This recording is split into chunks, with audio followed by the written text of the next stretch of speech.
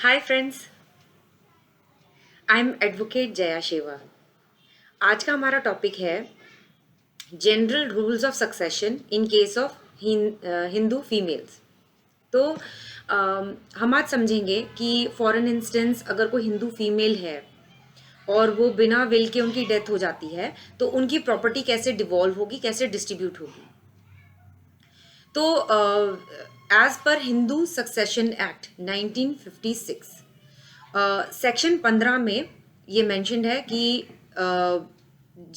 अगर कोई हिंदू फीमेल बिना विल के उनकी डेथ हो जाती है तो प्रॉपर्टी को कैसे डिस्ट्रीब्यूट किया जाता है, और जो रूल्स होंगे, जो प्रॉपर रूल्स हैं वो सेक्शन 16 में मेंशन्ड है।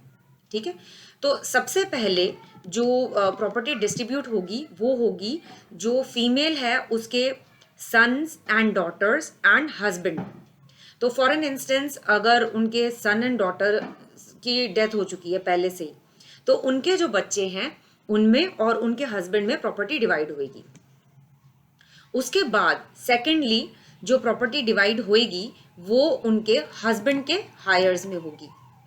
तो फॉर एन इंस्टेंस अगर उनके बच्चे नहीं हैं और उनके हस्बैंड नहीं हैं तो उनके बाद जो उनके हस्बैंड के हायर्स हैं उनमें प्रॉपर्टी डिस्ट्रीब्यूट की जाएगी, डिवॉल्व की जाएगी।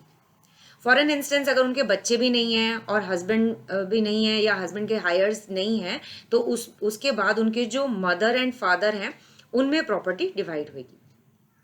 फॉर एन इंस्टेंस अगर इनमें से कोई भी नहीं है, ठीक है, तो जो उनके फादर के हायर्स हैं उनमें वो प्रॉपर्टी डिवाइड होगी। और अगर उनके फादर के हायर्स भी नहीं है तो उनके जो मदर के हायर्स हैं उनमें वो प्रॉपर्टी डिवाइड होगी, डिस्ट्रीब्यूट होगी या डिवॉल्व होगी। तो ये जो हम डिस्ट्रीब्यूशन है ये बता रहे हैं जब एक हिंदू फीमेल बिना विल के डेथ हो जाती है उनकी और उनकी सेल्फ एक्वायर्ड प्रॉपर्टी होती है। तो सेल्फ एक्वायर्ड प्रॉपर्टी के मामले में these are the general rules of succession. ठीक है, तो फॉर एन इंस्टेंस ये तो सेल्फ एक्वायर्ड प्रॉपर्टी का हो गया। फॉर एन इंस्टेंस अगर बिना विल के डेथ हो जाती है और जो प्रॉपर्टी है वो उनके पास उनके हस्बैंड या फादर इन लॉ के थ्रू आती है, तो उसमें क्या होगा कि सबसे पहले प्रॉपर्टी उनके बच्चों में डिवॉल्व होगी। ठीक है, बच्चों में डिस्ट्रीब्यूट होगी या बच्चों के जो बच्चे हैं उनमें डिस्ट्रीब्यूट होगी। पर अगर वो नहीं है, in the absence of those, like in the absence of children, अगर बच्चे हैं ही नहीं या बच्चों के बच्चों या हायर्स हैं ही नहीं, तो जो प्रॉपर्टी है वो उनके हस्बैंड के हायर्स में डिस्ट्रीब्यूट होगी।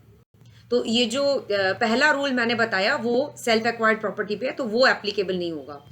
हस्बैंड के थ्रू प्रॉपर्टी आई है तो हस्बैंड के हायर्स में डिस्ट्रीब्यूट होगी। हस्बैंड या फादर इन लॉ के थ्रू अगर प्रॉपर्टी आई है तो हस्बैंड के हायर्स में डिस्ट्रीब्यूट होगी।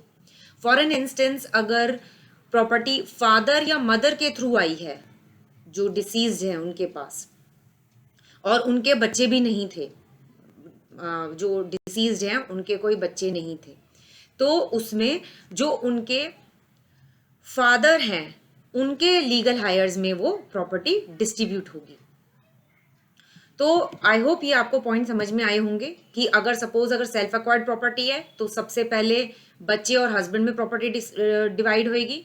अगर बच्चे और उनके बच्चे नहीं हैं और हस्बैंड भी नहीं है तो उनके जो हस्बैंड के हायर्स हैं उनमें प्रॉपर्टी डिवाइड होगी। अगर ये भी नहीं है तो उनके मदर फादर में प्रॉपर्टी डिवाइड होगी। अगर उनके मदर फादर भी नहीं है तो उनके फादर के हायर्स में प्रॉपर्टी डिवाइड होगी। और अगर उनके फादर के हायर्स नहीं है तो फाइनली उनके मदर के हायर्स में प्रॉपर्टी डिवाइड होगी सेल्फ एक्वायर्ड प्रॉपर्टी के मामले में। अगर प्रॉपर्टी फादर के थ्रू आई है तो फादर या मदर के थ्रू आई है तो फादर के लीगल हायर्स में डिस्ट्रीब्यूट होगी। ठीक है, अगर बच्चे नहीं है, बच्चों के एब्सेंस में। अगर प्रॉपर्टी हस्बैंड या फादर इन लॉ के थ्रू आई है तो हस्बैंड के हायर्स में प्रॉपर्टी डिस्ट्रीब्यूट होगी अगर बच्चों की एब्सेंस, अगर बच्चे नहीं है तो। सो आई होप ये वीडियो आपको हेल्पफुल लगा होगा। और अगर आपको कुछ क्वेश्चंस हैं विल या प्रोबेट, सक्सेशन सर्टिफिकेट या लेटर ऑफ एडमिनिस्ट्रेशन से रिलेटेड, तो आप मेरा वीडियो देख सकते हैं probate, letter of administration and succession certificate वाला।